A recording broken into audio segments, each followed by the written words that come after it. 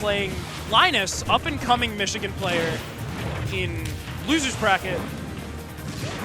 Linus, mainly known for his doubles play with his partner Hawk, but him and Hawk have started entering singles, and Linus especially has just been doing fantastic in singles. Perfect. It's actually really good, man, because you want to bring that momentum that you've worked on for so long, especially to the main stage versus somebody like Pugwest here, because this man is just phenomenal in everything that he does. Oh, yeah. Like I said, I was a little disheartened to see him get taken out a little earlier than expected, but this tournament is kind of falling victim to the same things that UGC kind of fell victim to, where not a whole lot of people entered, so that means that the pools were stacked with a lot of top talent. Yes, yes. But there's always rooms for upset. Alrighty, but with that being said, let's go ahead and hop right into this first match. Oh no, another Bowser. We don't need any more of this. Excuse me. Fear not, Linus is not a part of the bandwagon. He's been a Bowser main for a very long time now. Bowser and Charizard are his characters, and he can actually play a whole ton of characters, but Bowser is generally his go-to. Yep. Nothing wrong with that, man. You know, Bowser is a character that has some very obvious pros, and he has some very obvious cons, and I think one of the biggest ones is how he deals with swordsmen, especially in a matchup like this. But if he can maybe find some windows of opportunity, get some grabs possibly, who knows? He might be able to turn this thing around, but for the most part, man, he hasn't put on a single % on Pugwest here, man. He's completely running away with this match.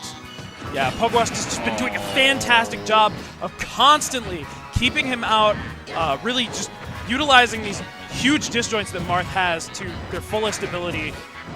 And Linus finally getting a % there, but trying to jump away from that combo is going to get him caught by the up smash, and Pugwest will take the first stock in convincing fashion. That was a rough spot for Linus to be in.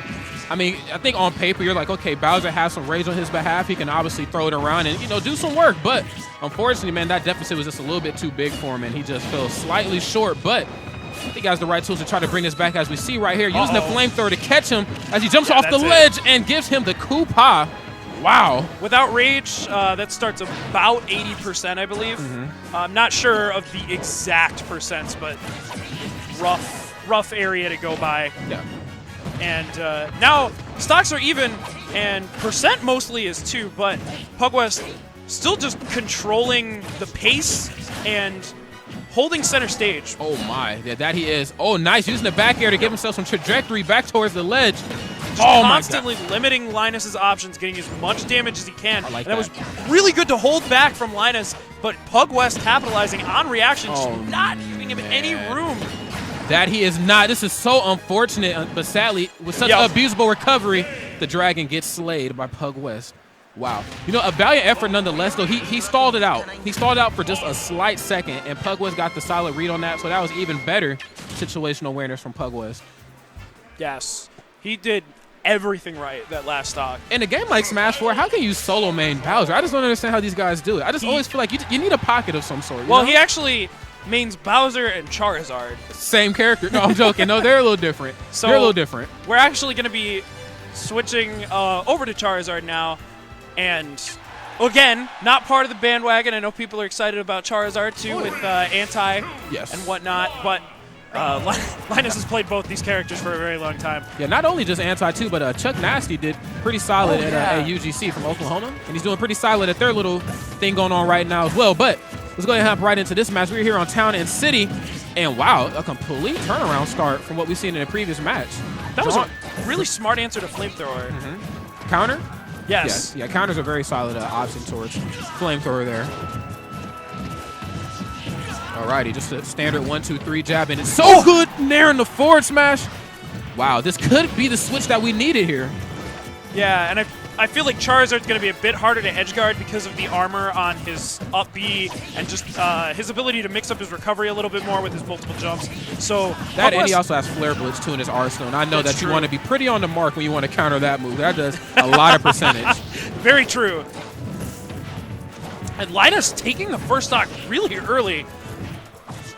Yeah, that he is. And on a stage like Town and City, I think that kind of goes without saying here. But one thing I really love about Pugwest is he knows how to delay all of his jabs and all of his pieces to Dancing Blade to make sure he gets the tipper effect on each swipe. Yes. Exactly what we're starting to see here, man. I think he understands that Linus kind of wants to get into a spacing game, but I just don't know if you want to outspace Marth. I just don't know if that's even possible. As Charizard, I would say it isn't. And like you said, you really have to be on point to counter those flare blitzes, but somehow Pugwest just knew that was coming. Yeah, that he did. It's very interesting that he didn't go for the up throw. That is his kill throw, but I don't think he wanted to stale it out. Yeah, I think Zard is heavy enough where it probably wouldn't have killed without rage. Yeah, even on a stage like this. And now, Pugwest just looking for an opening here. He really needs this kill because every little hit that Zard does gets a lot of damage for Linus. That it does. Builds his lead further and further. And that should be enough. And Charizard faints. Off to the Pokemon Center he goes. But he does have another stock, and it's a fresh one at that, too. Now, we got my man Pugwest sitting at the magical 69%. Let's see if he has what it takes to try to turn this thing around. His low percent combos are really starting to come out here. Nice. Yeah, and now we're kind of seeing Pugwest start to take this back where he's doing what he was doing last game, just kind of holding stage control. But Linus does not care. Oh, my goodness. I tell you what, man, if Pugwest loses to Charizard, Twitter will never hear the end of this. Marth's losing to heavies, man. I don't know what's going on. I don't. UGC and now this. December is not a good month for Marth. It's not a good month for Marth. Yeah, except MK Leo. Oh yeah, MK Leo came here and he's like, yeah, Marth's great. Yeah, he's still great. Right, guys? Yeah, right. Right. Well, the best one to ever do it is here in the building, man. The 15-year-old phenom. All right, let's go ahead and jump right into 15? Yeah. I knew he was young, but wow. Yeah, he's a baby. He's fun-sized. Let's go ahead and hop right into this next match here on Battlefield, of all places. So I expect both of these guys to live a lot longer, especially my man Linus. Oh, yeah. I think that goes without saying here. We saw Pugwest pick this stage versus Seth as well in his winter set. This is, just traditionally a very good Marth stage, a very good character stage for any characters that like to. They have really nice disjoints because disjoints are fantastic for pressuring platforms. Just the ability to threaten large hitboxes through those platforms without actually having to risk getting hit yourself. Oh yeah, because if you look at a stage like Smashville, or excuse me, not Smashville, but Battlefield, it's a stage where you should have some solid comfortability landing. Oh my goodness, but Charizard, is not getting any comfortability back towards the stage, man, as my man Pugwest counters that man into his untimely demise, and I didn't expect.